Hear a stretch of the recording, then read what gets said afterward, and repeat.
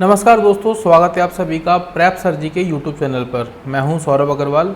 तो जैसा कि हमने लास्ट वीडियो में सीईटी के प्रीवियस पेपर्स को डिस्कस किया था, उसमें हमने देखा था कि किस प्रकार के प्रश्न पूछे गए थे, किस प्रकार के प्रश्न आए थे, स्पेशली मैथ्स, रीजनिंग और कंप्यूटर में। तो वो हमारा था पेपर सेट 131A और आज का हमारा पेपर सेट है 131B। ठीक है, तो चलिए देखते हैं इस पेपर में किस किस तरह के प्रश्न पूछे गए और करते हैं सभी को 1 बाय 1 करके हल। ठीक है, तो पहला क्वेश्चन है अपना परसेंटेज पर। ये क्वेश्चन है, एक कस्बे की जनसंख्या 6000 है। यदि पुरुषों की संख्या में 8% की वृद्धि होती है और महिलाओं की संख्या में 10% की वृद्धि होती है तो जो टोटल जनसंख्या है 6500 हो जाएगी। कस्बे में महिलाओं की संख्या ज्ञात कीजिए। ठीक है, तो हम मान लेते हैं कि पुरुषों की जो संख्या है उसे हम क्या मान लेते हैं, x मान लेते हैं, माना x। तो महिलाओं की संख्या कितनी होगी, यदि पुरुषों की हमने x मान लेंगे तो महिलाओं की संख्या क्या होगी, 6000 माइनस x कर देंगे, क्योंकि टोटल कितनी है 6000, तो महिलाओं की कितनी आ जाएगी 6000 माइनस x।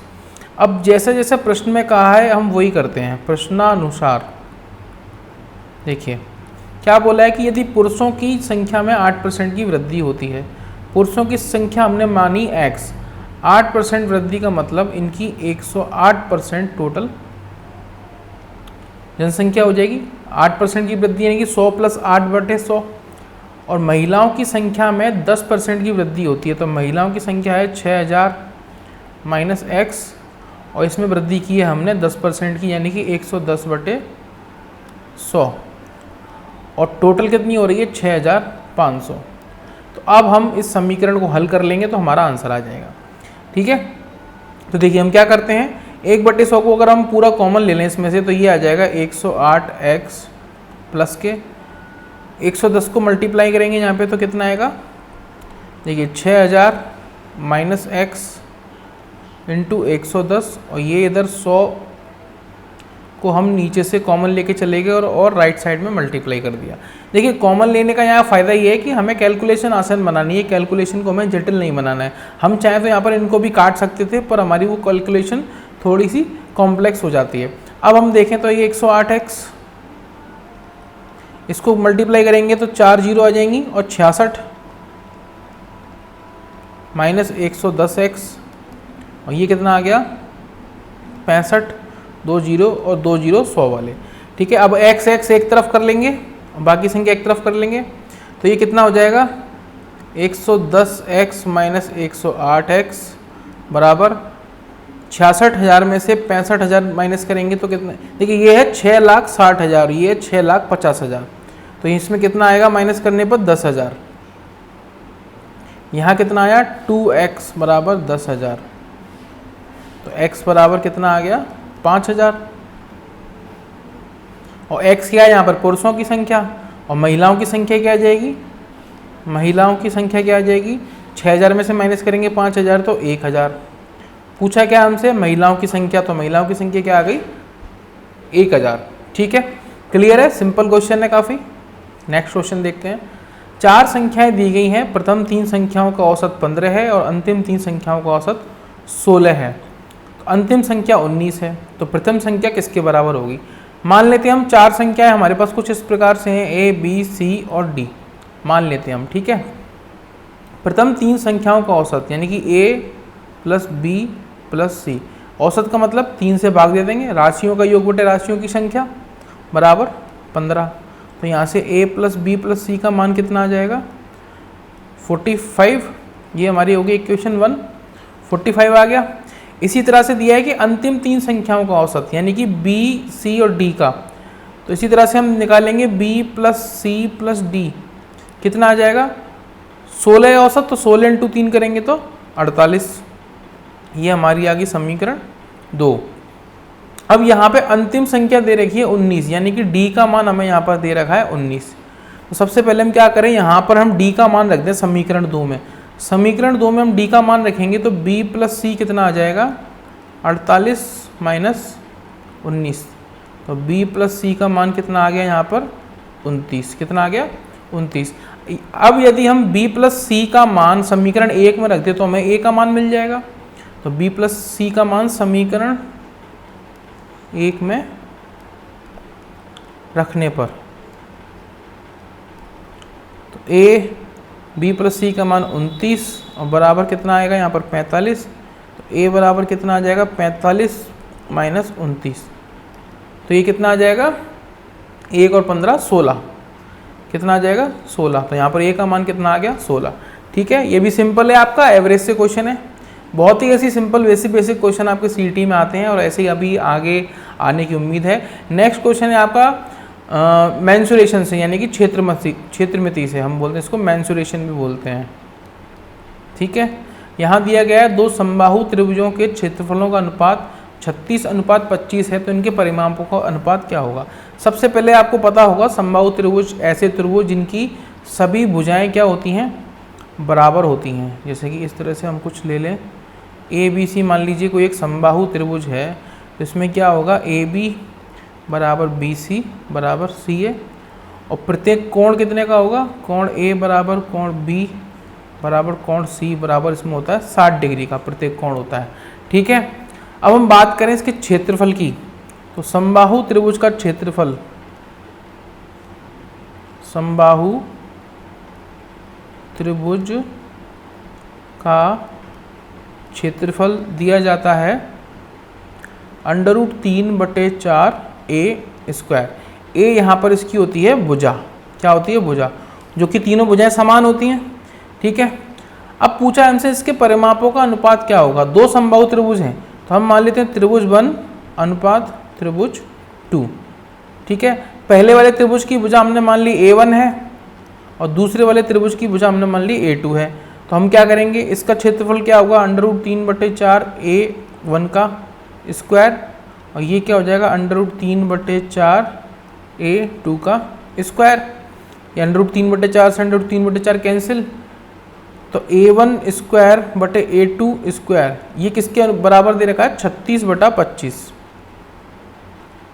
यहाँ से हम A1 बटे A2 का मान निकाल लेंगे, इसका क्या ले लेंगे वर्गमूल ले लेंगे, तो ये कितना आ जाएगा 6/5, 6/5 आ गया। अब पूछा परिमाप का अनुपात क्या होगा। देखिए समबाहु त्रिभुज का परिमाप होता है 3a। ठीक है, 3a होता है, पहले वाले का क्या हो जाएगा 3a1, दूसरे वाले का क्या हो जाएगा 3a2। अब 3 से 3 तो कॉमन है, तो कट जाएगा, तो इनका परिमाप का अनुपात वही होगा जो इनकी भुजाओं का अनुपात होगा। ठीक है, तो इनके परिमाप का अनुपात किसके बराबर होगा, इसकी भुजाओं के अनुपात के बराबर, और जो कि है 6:5। तो इसका आंसर क्या आ जाएगा 6:5। क्लियर। नेक्स्ट देखते हैं, ये आपका वाटर इमेज से क्वेश्चन है। रीजनिंग में आपका वाटर इमेज, जिसे हम बोलते हैं जल प्रतिबिंब। ठीक है, तो ये पूछा है कि दिए गए चित्र का पानी में प्रतिबिंब चुनिए। तो ये आपका डायग्राम यहाँ पर दिया गया है। पानी का मतलब इस तरह से हम मान लेते हैं कि नीचे इसका पानी है, तो इसकी परछाई क्या बनेगी। तो देखिए ये क्या हो जाएगा, डायग्राम आपका जस्ट उल्टा हो जाएगा, ये इस तरह से है। ठीक है, अभी आपकी जो ये वाला जो पार्टीशन इस तरह से है, इसको उल्टा कर देंगे तो ये आ जाएगा यूं और यूं, कुछ इस तरह से आ जाएगा। ठीक है, और जो पानी है वो कहाँ चला जाएगा ऊपर इमेज में।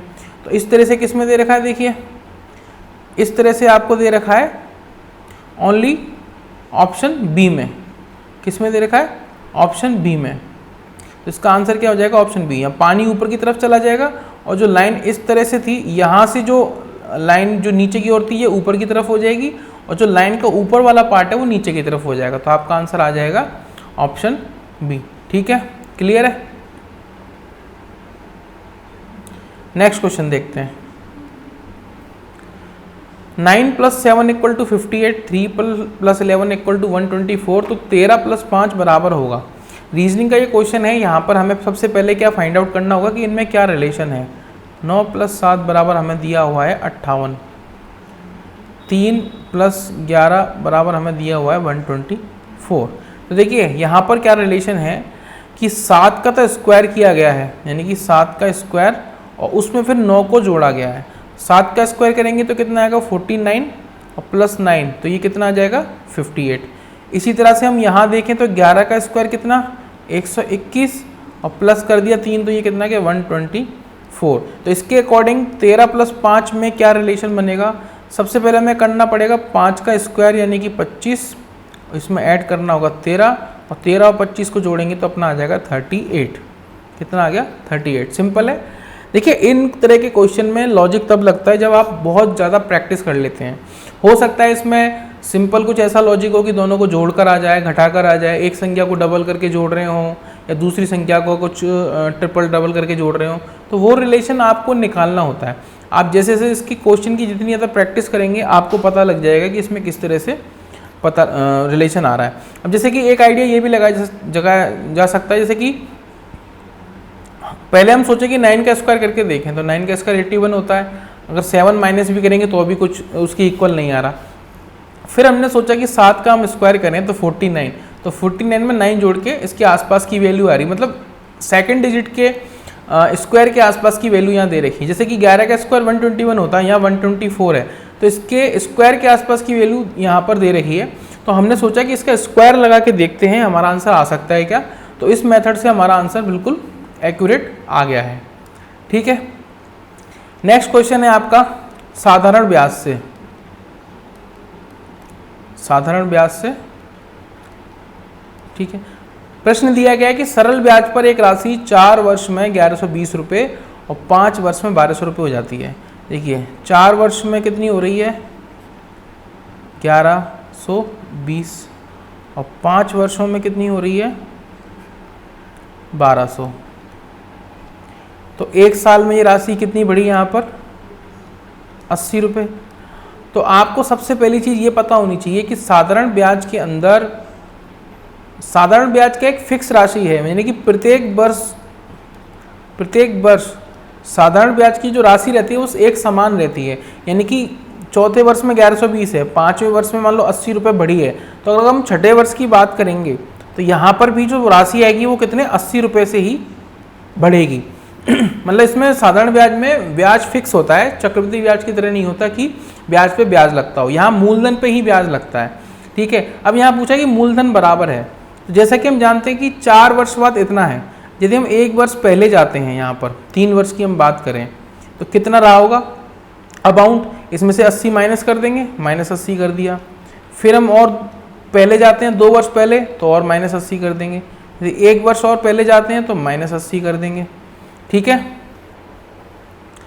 अब बिल्कुल हम स्टार्टिंग में जाते हैं 1 वर्ष से भी पहले तो और -80 कर देंगे। तो टोटल हमें कितनी बार -80 करना पड़ेगा 4 बार करना पड़ेगा, तो जिससे हमारा क्या आएगा प्रिंसिपल। देखिए ये यहाँ प्रिंसिपल था, प्रिंसिपल पे कुछ ब्याज लगा, जैसे ऐसे समझिए जैसे कि ये प्रिंसिपल है, प्रिंसिपल पे कुछ हमने ब्याज दिया, तो 1 साल के बाद जो भी राशि आएगी वो यहाँ आएगी और हमने इस पर कुछ ब्याज दिया, इंटरेस्ट दिया। फिर इसके कुछ 1 साल बाद सेकेंड ईयर में कुछ एक राशि आएगी, फिर थर्ड ईयर में एक राशि आएगी, फिर फोर्थ ईयर में एक राशि आएगी। फोर्थ ईयर की राशि हमको दे रखी है 1120 रुपये। अब देखिए यहाँ पर भी 80 रुपये जुड़े होंगे, यहाँ पर भी 80 रुपये जुड़े होंगे, यहाँ पर भी 80 रुपये जुड़े और यहाँ पर भी 80 रुपये जुड़े। इस प्रिंसिपल से इस अमाउंट तक आने में, इस मिश्र धन तक आने में 4 साल लगे। तो हमें पूछा है कि मूलधन बराबर है, यानी कि हम इसको 4 साल पहले ले जाएं। ठीक है, इसमें ऐसा कोई फॉर्मूला लगाने की जरूरत नहीं है, सिंपल कैलकुलेशन से भी आप इसको निकाल सकते हैं, क्योंकि साधारण ब्याज के अंदर रेट ऑफ इंटरेस्ट फिक्स रहता है और प्रिंसिपल पर ही ब्याज लगता है। ठीक है, तो हम 1120 में से क्या करेंगे 4 बार 80 माइनस कर देंगे। 4 बार 80 का मतलब हम माइनस कर देंगे यहाँ पर 320 रुपये, तो हमारा आंसर आ जाएगा 800 रुपये। तो प्रिंसिपल यहाँ पर क्या रहा होगा 800 रुपये। ठीक है, सिंपल है। अरिथमेटिक के अंदर, अंक गणित के अंदर ऐसा जरूरी नहीं है कि हर चीज़ का सूत्र यूज किया जाए या फॉर्मूला यूज किया जाए। आप एक बेसिक कैलकुलेशन से भी अरिथमेटिक के क्वेश्चंस को सॉल्व कर सकते हैं। तो आपको कोई फॉर्मूला रटने की जरूरत नहीं है, कोई ऐसा ट्रिक रटने की जरूरत नहीं है, आपको बेसिक कॉन्सेप्ट पता होना चाहिए। जैसे साधारण ब्याज का कॉन्सेप्ट है कि वो फिक्स रहता है। ठीक है, तो ये चीज़ें आपको पता होनी चाहिए। नेक्स्ट क्वेश्चन है, एक राशि 3550 एक्स, वाई और जेड में इस प्रकार विभाजित की जाती है कि एक्स के हिस्से का 3 गुना, वाई के हिस्से का 5 गुना और जेड के हिस्से का 7 गुना के बराबर है। देखिए इसने बोला है कि क्वेश्चंस के अकॉर्डिंग चलते हैं हम। टोटल जो अमाउंट है वो कितना है यहाँ पर 3550 रुपये। अब एक एक्स है, एक वाई है और एक जेड है। यहाँ बोला है कि एक्स के हिस्से का 3 गुना, तो हम 3 गुना कर देते हैं, वाई के हिस्से के 5 गुने के बराबर है और जेड के हिस्से के 7 गुने के बराबर है। तो जेड के हिस्से के 7 गुने के बराबर है। ठीक है, x के हिस्से का 3 गुना हमने कर दिया, y के हिस्से के 5 गुना और z के हिस्से के 7 गुना के बराबर है। तो हम क्या कर देते हैं, z के हिस्से के 7 गुना के बराबर कर देते हैं। ठीक है, तो x का हिस्सा बराबर होगा, x का हिस्सा कितना होगा, तो हमें सबसे पहले क्या निकालना पड़ेगा, इसका मिश्र अनुपात निकालना पड़ेगा। हमें इन तीनों को क्या निकालना पड़ेगा, मिश्र अनुपात हमें यहाँ पर निकालना पड़ेगा। ठीक है, तो कैसे निकालेंगे, देखिए कि x के हिस्से का 3 गुना y के हिस्से के 5 गुना के बराबर है, तो हम इसे क्या लिख सकते हैं, 5/3। ठीक है, कैसे लिख सकते हैं, यदि हम इसको क्रॉस मल्टीप्लिकेशन करेंगे 3x = 5y आ जाएगा, तो हमारा x अनुपात y कितना आ गया, 5/3। और z के हिस्से के 7 गुना के बराबर है, यानी कि x/z कितना है, 7 गुने के बराबर, तो यह आ जाएगा 7/3। अब यहाँ पर अपने पास जो अनुपात है वो किस तरह से है, y अनुपात x है और एक x अनुपात z है। तो y अनुपात x कितना है हमारे पास, 3/5। ठीक है, और x अनुपात z कितना है, 7/3। इसी तरह से निकालते हैं हम मिश्र अनुपात। कैसे निकालते हैं, बीच का जो कॉमन अनुपात होता है, मतलब कोई एक ऐसा अनुपात जो दोनों में कॉमन हो, उसको हम सेंटर में लेते हैं। अब हम क्या करेंगे, 3 को करेंगे 7 से मल्टीप्लाई तो यह आ जाएगा 21, 5 को करेंगे 7 से मल्टीप्लाई तो 35 और 5 को 3 से करेंगे तो 15। तो ये क्या आ गया, y अनुपात x अनुपात z। ये याद रखें, ये हमने y अनुपात x अनुपात z निकाला है, ना कि x अनुपात y अनुपात z। अब पूछा है कि x का हिस्सा बराबर है, x का हिस्सा कितने के बराबर होगा। देखिए कुल धन कितना है, 3550। ठीक है, टोटल अनुपात हम इसका देखें तो कितना आ जाएगा, 35 और 15 50 और 21 71। हमें निकालना है x का, तो क्या कर देंगे, 35 से मल्टीप्लाई कर देंगे। यहाँ पर ऐसे ही निकालते हैं भाई, कुल राशि बटे कुल अनुपातों का योग, अनुपातों का योग कितना आ गया, 71। और पूछा किसका, x का, तो x का कितना है, अनुपात की संख्या 35। 71 से सीधा सीधा कटता है 50 बार। देखिए 7 पंजे 35 और 5 एक्स्ट्रा है 355। देखिए 71 × 5 है, हम जानते हैं कि 70 × 5 होता है 350, और एक और एक्स्ट्रा है 5 बार तो 355 हो गया और एक 0। अब दोनों को गुणा करेंगे 35 और 50 को, तो ये आ जाएगा 1750 रुपये। तो इसका आंसर क्या आ जाएगा, 1750। ठीक है, क्लियर है यहाँ तक। निम्न चित्रों में से कौन सा चित्र क्रिकेट खिलाड़ियों, टेनिस प्रशंसकों और विद्यार्थियों के बीच संबंधों को सही प्रकार दर्शाता है। तो देखिए एक तो यहाँ पर है क्रिकेट खिलाड़ी, एक बोला है यहाँ पर टेनिस प्रशंसक, और एक पूछा है विद्यार्थी। तो देखिए यहाँ पर क्या है कि हम देखते हैं कि इनमें कॉमन कितना है। तो कॉमन की हम बात करें तो देखिए कोई भी एक व्यक्ति है, हम मान लेते हैं ए कोई व्यक्ति है, तो वो एक विद्यार्थी भी हो सकता है, क्रिकेट खिलाड़ी भी हो सकता है, टेनिस प्रशंसक भी हो सकता है। जैसे मान लो बात करें सपोज सचिन तेंदुलकर की, सचिन तेंदुलकर एक क्रिकेट खिलाड़ी भी है, टेनिस के प्रशंसक भी हो सकते हैं और एक विद्यार्थी भी हो सकते हैं और विद्यार्थी रहे भी हैं। तो इस तरह से हमारा जो बनेगा वेन डायग्राम वो बनेगा कि हमने मान लिया ये तो है हमारे क्रिकेट प्लेयर, ठीक है, ये हमारे हो गए टेनिस प्रशंसक और ये हमारा हो गया स्टूडेंट। ठीक है, अब देखिए कोई भी व्यक्ति, इसमें रिलेशन किस तरह से हो सकता है कि कोई एक व्यक्ति में 2 गुण हो, वो विद्यार्थी भी हो टेनिस का खिलाड़ी भी हो तो भी ये सेटिस्फाई करेगा, विद्यार्थी हो क्रिकेट का खिलाड़ी हो तो भी सेटिस्फाई करेगा, तीनों ही गुण उसके अंदर हो तो भी ये सेटिस्फाई करेगा। तो हमारा इसमें आंसर आएगा सी।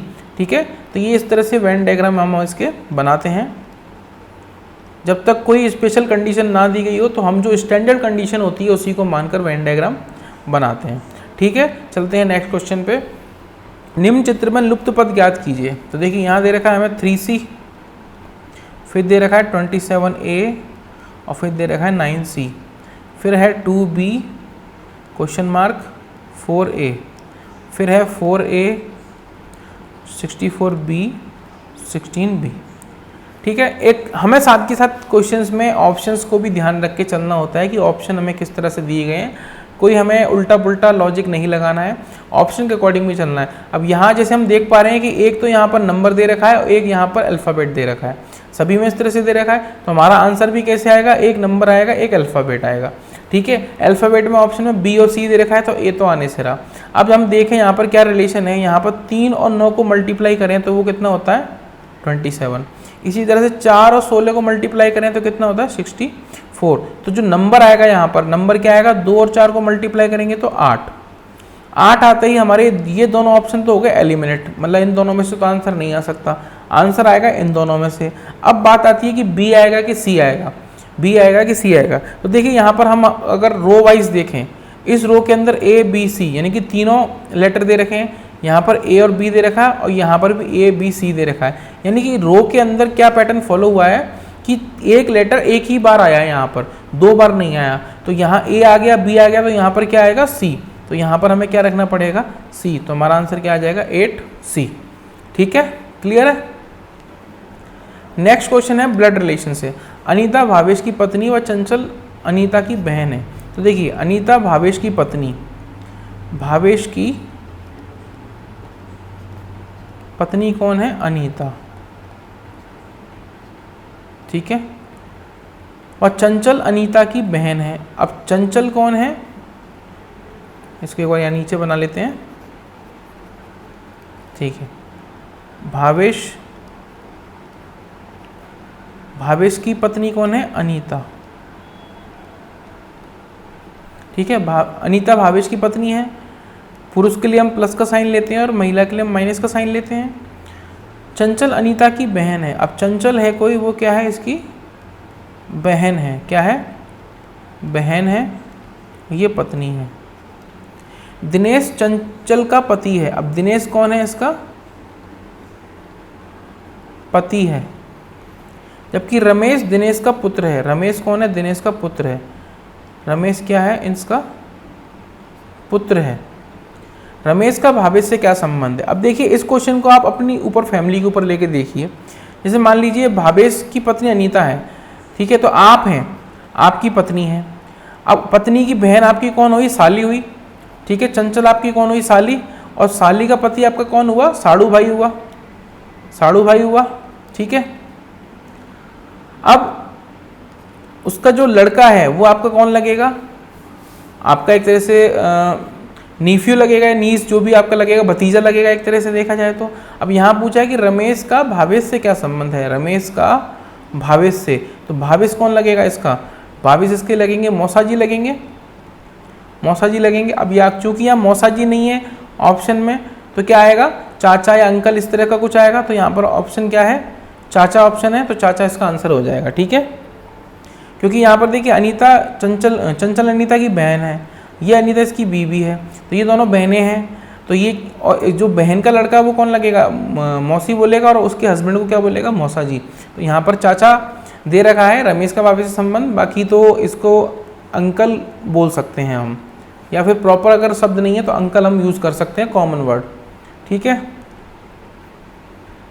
नेक्स्ट क्वेश्चन है 5 विद्यार्थी ABCD एक पंक्ति में बैठे हैं। अब एक पंक्ति में बैठे हैं टोटल 5 लोग, 1 2 3 4 5, ठीक है। DE के दाईं ओर है, BE के बाईं ओर है, लेकिन A के दाईं ओर है, DC के बाईं ओर। सबसे बाईं ओर कौन बैठा है, सबसे बाईं ओर। तो देखिए ये तो हमारी होगी लेफ्ट साइड, ये होगी हमारी सबसे राइट साइड। टोटल है 5 लोग। सबसे पहला बोला है उसने कि DE के दाईं ओर है।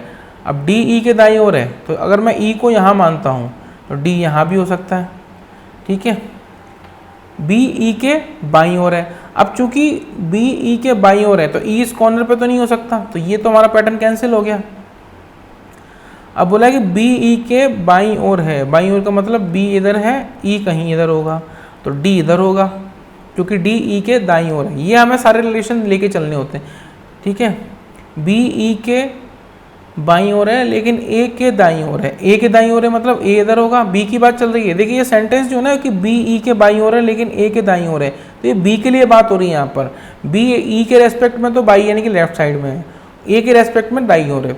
D C के बाईं ओर है, D C के बाईं ओर है, तो C इधर आ जाएगा, बाईं ओर हो गया। सबसे बाईं ओर कौन बैठा है, तो आपका आंसर आ गया करेक्ट A, ठीक है। क्योंकि ये जो हमने कंडीशन बनाई, ये जो हमने सेटिंग अरेंजमेंट बनाया, वो पूरी की पूरी हमारी कंडीशंस को फुलफिल करता है, ठीक है। यहाँ पूछा है माइनस के स्थान पर क्या आएगा, ठीक है। तो देखिए क्या पैटर्न यहाँ पर फॉलो हो रहा है वो हमें चेक करना पड़ेगा। 1 4 3 8 7 12 डैश 16 21। तो हमें देखना पड़ेगा कोई 2 सीरीज चल रही है क्या इसमें। यहाँ पर देखिए जैसे कि पहले वाले में चल रही है कि 1 3 7 डैश 21। सेकेंड चल रही है यहाँ पर 4 8 12 16। अब यहाँ पर क्या हो रहा है, 4 4 का इंक्रीमेंट हो रहा है और यहाँ पर 2 का, फिर 4 का, फिर उसका जैसे यहाँ कितने का होना चाहिए, 6 का। अब 6 के बाद हम चेक करें, अगर यहाँ 2 का इंक्रीमेंट, यहाँ 4 का, हम 6 का करते हैं तो यहाँ 13 आएगा। और इस क्रम के अनुसार चलने पर अब इसके बाद 8 का इंक्रीमेंट होना चाहिए और 8 का इंक्रीमेंट करके 13 में 21 आ रहा है, यानी कि सही है। तो हमारा आंसर क्या आ जाएगा यहाँ पर 13। समझ में आया। 2 सीरीज होती हैं, कभी कभी 2 सीरीज कंबाइंड दे रखी होती हैं। तो यहाँ पर देखिए 1 में 2 जोड़ा तो 3, अब 3 में जोड़ रहे हैं अपन 4 तो आ गया 7, तो 7 में कितना जोड़ना चाहिए 6, तो कितना आएगा 13। और इसके बाद वाला नंबर अपनी कंडीशन को सेटिस्फाई भी कर रहा है, +8 करने पे आ गया 21, तो यानी कि 13 आएगा यहाँ पर। ठीक है,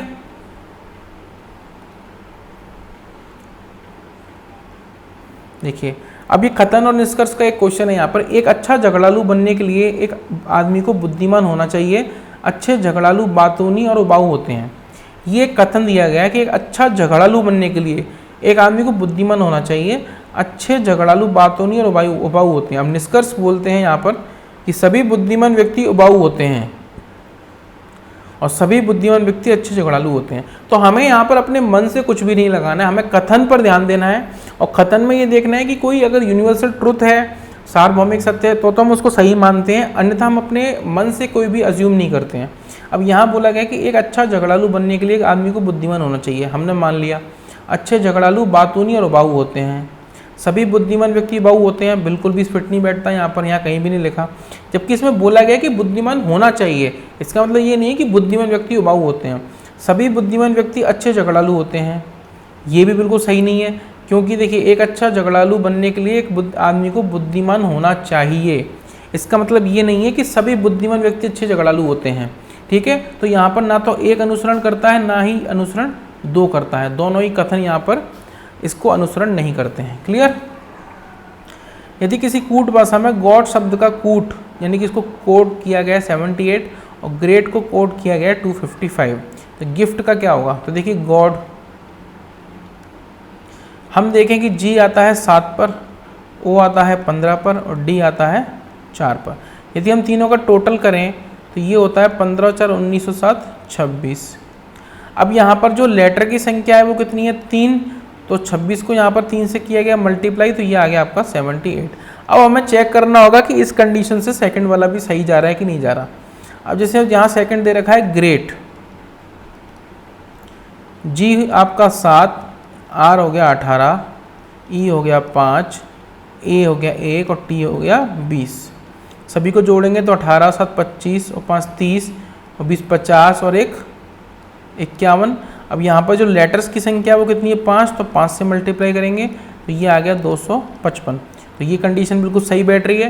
तो इसके अकॉर्डिंग अगर हम गिफ्ट को कोड करें तो जी कितना होता है 7, आई कितना होता है 9, एफ होता है 6 और टी होता है 20। सभी को ऐड करेंगे तो 9 7 16, 16 6 22, 22 और 20 42 और टोटल शब्द कितने हैं, टोटल लेटर कितने हैं यहाँ पर 4, 4 से कर देंगे मल्टीप्लाई तो 4 दूनी 8, 4 चौक 16, तो कितना आ जाएगा 168। क्लियर। नेक्स्ट क्वेश्चन है आपका कंप्यूटर से। कंप्यूटर के बेसिक नॉलेज के क्वेश्चन आते हैं इसमें, 4 5 6 क्वेश्चन अब तक पुराने पेपर्स में आए हैं। एक फाइल सिस्टम में वर्तमान निर्देशिका यानी कि करंट डायरेक्टरी, इसको बोलते हैं हम करंट डायरेक्टरी, से पथ को परिभाषित करता है। परिभाषित का मतलब डिफाइन करता है। Root directory, relative path name, virtual path name और एब्सोल्यूट पाथ नेम। तो दोस्तों इसका राइट आंसर होगा रिलेटिव पाथ नेम। अब रिलेटिव पाथ नेम क्या होता है वो हम थोड़ा सा जान लेते हैं।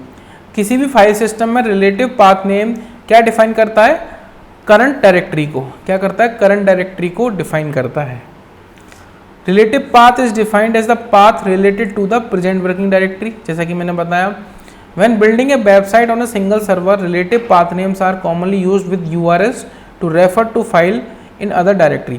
जैसे क्या हो रहा था कि जब हम कोई वेबसाइट बना रहे होते हैं और हम लोकल सर्वर पे हम जब काम कर रहे होते हैं तो रिलेटिव पाथ नेम्स का यूज़ किया जाता है उस URL के अंदर ही यूज़ किया जाता है अदर डायरेक्टरी को सर्वर पर रन कराने के लिए, उनको कॉल कराने के लिए। Relative path makes use of 2 special symbol, 2 special symbol इसमें यूज होते हैं, एक तो अपना सिंगल डॉट और एक डबल डॉट, ठीक है। उसका क्या होता है, which translate into the current directory and the parent directory. वो क्या करते हैं, करंट डायरेक्टरी और उसकी जो पेरेंट डायरेक्टरी है जिससे वो बना है, उन दोनों को क्या करते हैं, ट्रांसलेट करते हैं। अ relative path is a URL that only contains a portion of full path, ठीक है। तो रिलेटिव पाथ क्या करता है, एक तरह से फुल पाथ जो है, फुल पाथ उसके कुछ पोर्शन को कंटेंट करता है, कुछ पोर्शन ही इसमें होता है, ठीक है। Its complete location is based on its relation to the directory where it is link. और कंप्लीट लोकेशन इसकी किस पर बेस होती है, जहाँ पर ये लिंक किया गया है, जिस पेरेंट डायरेक्टरी से ये लिंक कर रखा है उससे, ठीक है। बाकी के यदि हम ऑप्शन की बात करें तो देखिए उनका भी देख लेते हैं। जैसे रूट डायरेक्टरी क्या होती है, ये क्या होता है, टॉप लेवल डायरेक्टरी होती है files of a file system. It allow users to create directory with in directories at will, ठीक है। तो हमें क्या, रूट डायरेक्टरी क्या होती है कि रूट डायरेक्टरी के थ्रू हम और भी डायरेक्टरी अगर बनाना चाहते हैं तो हम उसको बना सकते हैं। वर्चुअल पाथ नेम क्या होता है, virtual directory is a path or alias with a website that refers users to another directory where the actual data is hosted and map to a physical directory on a local और remote server. तो एक virtual path name हमने क्या करा, assume कर लिया, ठीक है। तो हम क्या करते हैं, that refers users to another directory where the actual data is hosted. तो एक वर्चुअल पाथ नेम के थ्रू जो एक्चुअल डेटा है, जो एक्चुअल होस्ट है, वहाँ से अगर हमें कुछ एक्सेस करना हो तो उसका हम यूज़ करके यहाँ पर कर सकते हैं, मैप कर सकते हैं, ठीक है। Map to a physical directory on a local और रिमोट सर्वर, ठीक है, लोकल सर्वर पे। Absolute path name, absolute path name क्या होता है, an absolute path always contains the root element. इसके अंदर क्या होता है, रूट एलिमेंट इसके अंदर होता है, and the complete directory list required to locate the file. File को ढूंढने के लिए जो कंप्लीट डायरेक्टरी की लिस्ट होती है वो एब्सोल्यूट पाथ नेम में होती है। It is the location of a file system object related to the root directory. क्या होता है, ये लोकेशन होती है किसकी, रूट डायरेक्टरी की लोकेशन होती है absolute path name. Next question है, सूचना संचार के सभी पहलुओं को नियंत्रित करने के लिए नियमों का समूह कहलाता है। नियमों का समूह कहलाता है, इसका आंसर होगा प्रोटोकॉल। क्या होगा, protocol. The set of rules that govern all aspect of information communication क्या बोलते हैं, प्रोटोकॉल बोलते हैं। प्रोटोकॉल क्या होता है, protocols at one layer are unaware of issues at another level. तो एक लेयर पर जो भी, जैसे आपने OSI मॉडल अगर पढ़ा होगा, OSI मॉडल के अंदर बहुत सारी लेयर होती हैं, physical layer, data link layer, network layer. तो प्रोटोकॉल क्या होते हैं कि दूसरी लेयर पर जो हो रहा है उससे क्या होते हैं, अनअवेयर होते हैं, उनको नहीं पता होता क्या होता है। A service is what the layer provides to the layer about it through an interface. तो ये क्या है, एक तरह से एक सर्विस है। The layer provides to the layer above its through an interface, ठीक है। A protocol is a set of rules for communication with in a layer. तो एक लेयर के अंदर काम करने के लिए जो सेट ऑफ रूल्स है उसे हम क्या बोलते हैं, प्रोटोकॉल बोलते हैं। जैसे कि आपने OSI मॉडल में पढ़ा भी होगा कि TCP/IP प्रोटोकॉल है, HTTP, वो सब लेयर के एक प्रोटोकॉल फिक्स हैं, ठीक है। नेटवर्क लेयर के अलग हैं, तो वो अलग अलग प्रोटोकॉल्स उसमें काम करते हैं। Networks are set up with a protocol hierarchy that divides the communication task into several layers, ठीक है। वही जो मैंने बताया कि network are set up with a protocol. जब हम नेटवर्क सेट करते हैं तो एक set of rules protocols hierarchy के थ्रू करते हैं, जो क्या करते हैं कि अलग अलग लेयर के जो टास्क हैं उनको क्या करते हैं, डिफ्रेंशिएट करते हैं। These rules include guidelines the regulate the following characteristics of a network.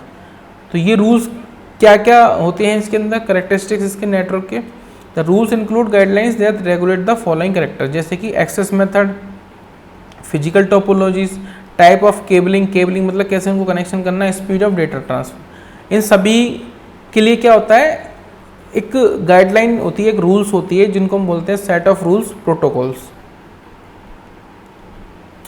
Printer की प्रिंट गुणवत्ता को किसमें तथा प्रिंट गति को नापा जाता है, ठीक है। तो गुणवत्ता यानी कि क्वालिटी को, या क्वालिटी की बात चल रही है, और प्रिंट गति यानी कि प्रिंटर की स्पीड को, प्रिंटर स्पीड। तो देखिए गुणवत्ता को हम मापते हैं डॉट्स पर इंच में, और स्पीड हम मापते हैं पेजेस पर मिनट में, यानी कि आज का आंसर हो जाएगा DPI PPM, DPI और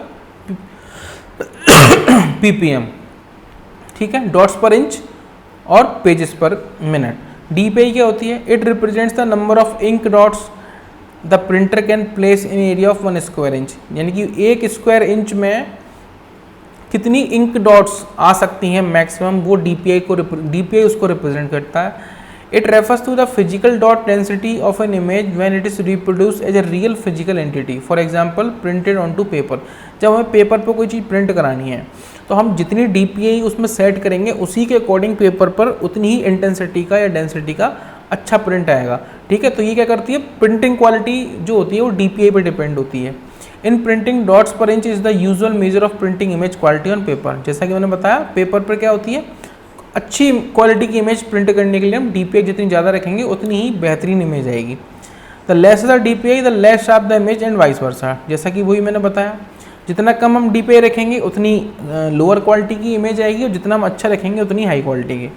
PPM paper per minute which is use to measure the printed speed of both inkjet and laser printers, ठीक है। लेजर प्रिंटर और इंकजेट प्रिंटर के अंदर जो प्रिंटिंग की स्पीड मापने के लिए हम यूज़ करते हैं वो PPM है।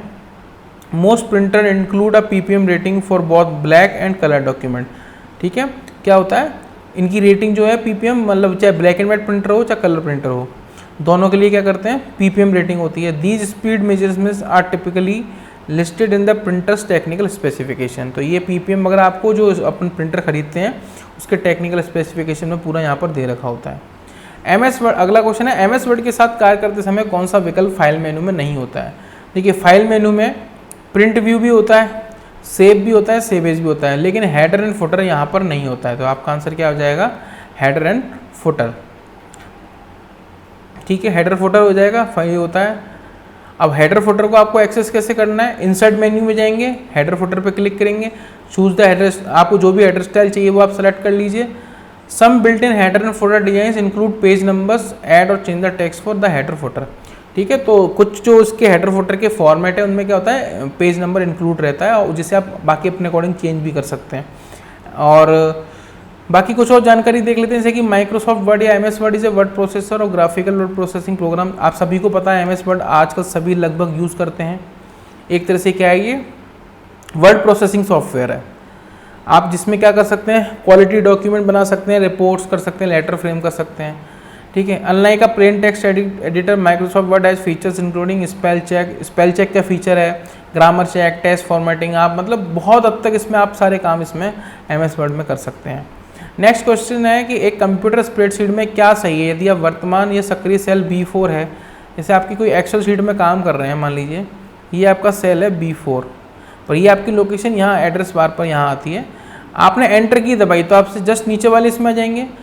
तो एंटर की दबाई है तो आप किस सेल में होंगे, B5 में होंगे। सिंपल सी बात है, बहुत ही सिंपल क्वेश्चन है, किस में होंगे, B5 में होंगे, ठीक है। In computer spreadsheet you will be cell B5 is the current active cell B4 and you press enter key, enter key दबाते ही आप किस में आ जाएंगे, B5 में आ जाएंगे, ठीक है। बाकी कुछ और इन्फॉर्मेशन देख लेते हैं इससे जुड़ी। The cursor will move to the upper cell when he press the arrow. यदि आप एरो बटन दबाते हैं तो आपका कर्सर जो है वो कहाँ चला जाएगा, जस्ट ऊपर वाले बॉक्स में। लोअर दबाते हैं तो नीचे वाले में।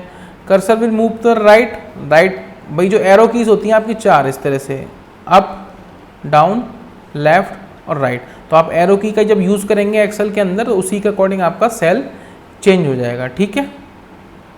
तो दोस्तों ये था हमारा CET ग्रेजुएशन लेवल का पेपर सेट 131B।